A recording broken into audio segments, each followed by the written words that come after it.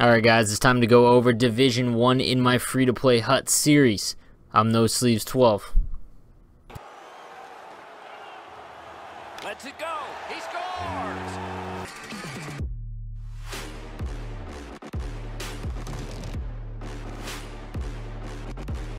Alright guys, so I am back with my Division 1 experience with my free-to-play HUT team. If anyone hasn't been watching or just needs a refresher, here is the team that I have been using in Division 1 currently. Clearly you can see, not very good. I still haven't spent any of my coins. As the top right, you can see that I've earned quite a bit of coins from games played, and I'm going to go over that in a little bit. But yeah, so here is the team that I've been using so far.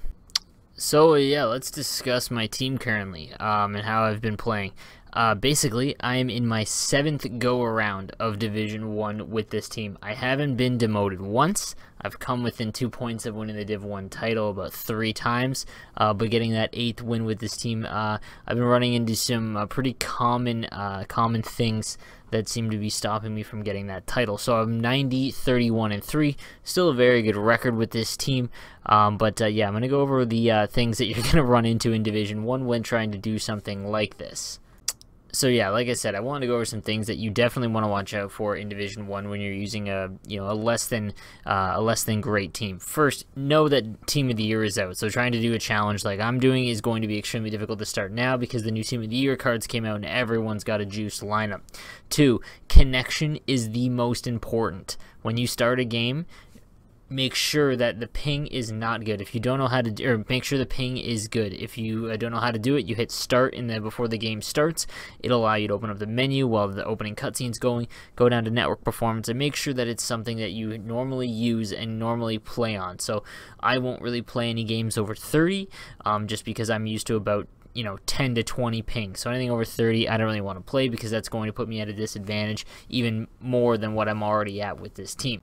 The next thing I want to go over is that you need to play extremely passive. In all my other videos that you've watched other than my recent esports settings video, I've told you guys that being aggressive is the best strat, especially against average players because they can't really handle the AI forecheck. When you're playing a fantastic player and they have an extremely fast lineup, much faster than yours, you need to play passive because they will burn you on the rush. When you start giving up those odd man rushes against like a 99 Getzlaff, you're just going to get crushed. So what I've done now is I've switched to the 1-2-2 passive as my offensive strategy, and make sure that everything is set to trap. So if you hit down on the directional pad and left on the directional pad, that'll get you to play the more trapped kind of hockey, and that's what you honestly need to do. You need to take advantage of when you get to be on the rush because your forecheck doesn't really matter when you're on the rush, and you need to stop your opponent from getting those 2-on-1s or 3-on-2s, those kinds of things. That becomes imperative. Next thing I want to mention is upgrade your team when you can, okay? If you're struggling like I am right now, to win the Div 1 title, I should have upgraded my team a long time ago, and 61,000 coins that I have now from just playing games. Again, I've just been held in Division 1 7 times, so it is getting a little, I've played a ton of games, but I'm still being held and I'm still winning, so I have a lot of coins I could upgrade my team with, especially with how cheap Team of the Year cards are with that new Choose Your Team of the Year pack.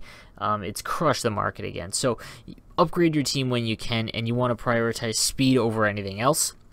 Just like in the past, that doesn't change.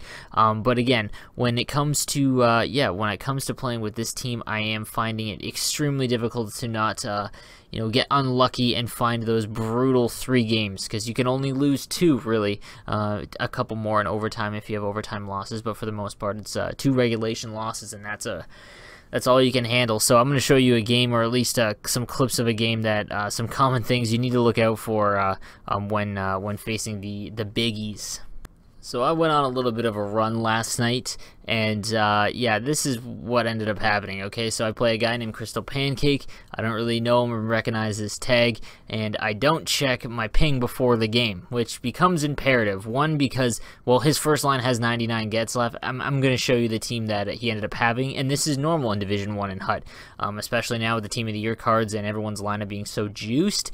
You're going to run into games like this where your team is just not good enough.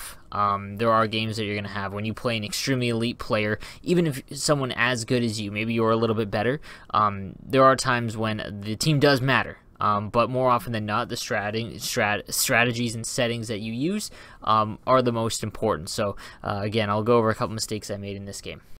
So seeing as how he absolutely demolished me, okay, this whole game I felt sluggish, even more than normal. Not an excuse, it just, I couldn't adjust to the fact that my team just felt so much slower. Now, one, he's got an unreal lineup, but every single wrist shot and anything from the point seemed to go in, again, because his cards have 99 shot, but so that's going to happen. You need to make sure that in the defensive zone, you're still using extremely aggressive strats against someone, but there are some things that you want to do when playing a very good player that you might not normally do when you're just, playing naturally. One would be the switch off. It's extremely annoying, and you're probably going to get, messaged afterwards, and maybe hounded a little bit. But the switch off is basically when you're approaching a player with the puck, instead of attacking him with your own player that you're controlling, switch right off. So basically, control a D-man, get close to him, switch off. What that'll do is the CPU is so aggressive and knows when to hit and when to stick lift and when to poke. It's just how good the AI is this year, unfortunately, but you got to take advantage of it if you're playing someone that is just more skilled than you. You need to use all the things available to you when they just have more vision. So when it comes to that, you want to use the switch off. It's a very, very, very easy tactic, and it's something you only want to do on the rush, or if they're in your zone and they're just cycling the same way, because I don't advocate for actually switching when you're in the defensive zone. Quite often you want to stay as the same player, but if they're just passing and doing the overload between a few guys, that's something where you want to get close, approach to the boards, and then get off, switch right off, and that will allow the CPU to do most of the work.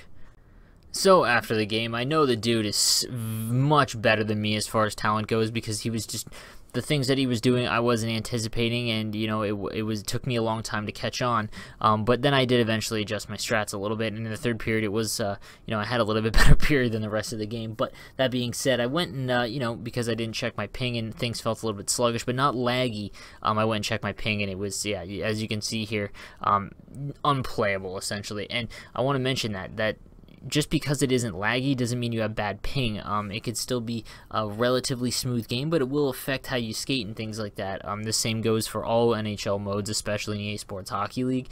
It's brutal, but this game, it just, with the team I had, the team he had, how good he was. I'm going to show you where he ranked just now. And in the ping, there was no way I was going to win this, and that's what keeps happening to me. Is in Division 1, I get really close to the title, man, then I take a loss like this. What I want to mention is that when you're playing games and you're outplaying them, so maybe time on attack is a couple minutes more than your opponents, those are the games you need to win. So now that sounds dumb. Obviously, you want to win every game, but understand that if you're getting ice tilted, as people want to call it, things like that, what you want to do is start firing pucks from anywhere. If the overload isn't working for you, if the cross ice isn't open, the 1T just keeps getting saved or blocked, just start firing shots from anywhere when you're losing 2-1 and you have like 10 minutes time on attack, guys. Those are the games that you cannot let slip through your hands in Division 1, because there are going to be games where you run into behemoths like this kid, and your team just isn't good enough when you don't spend money on the game. So you guys might be asking, well, what now? I haven't won the Div 1 title with this team, but I am not going to stop from challenging myself doing it. I stream on Twitch every Sunday to Wednesday from 10 p.m. to 1 a.m. Eastern Time. I'm still going to try. I'm going to get this Division 1 title with this team because I've gone so far with it, and then I'm going to spend all of the coins that I have to build a competitive team roster that is free to play, just like I've been doing. So that is what's going to happen with my team. I just wanted to give you guys an update today because it's been a few weeks, and it's not for a lack of trying, but I will find adjustments and win that title for you guys. So again, thank you guys for watching, and let me know in the comment section down below what you think, anything that you want to see. I do want to mention I was thinking about starting a franchise mode, but I haven't really done one before, so if you guys have any ideas of what you'd want to see from it, let me know. Also, I'm going to start doing MLB. I'm a big MLB fan, and the show comes out next week, so I'm going to be making some videos for that as well, but I'm never stopping my NHL content. Every week, you're going to get new NHL content, so don't fret. Alright, guys, well, thank you guys for hanging out. I am No Sleeves 12. You stay average.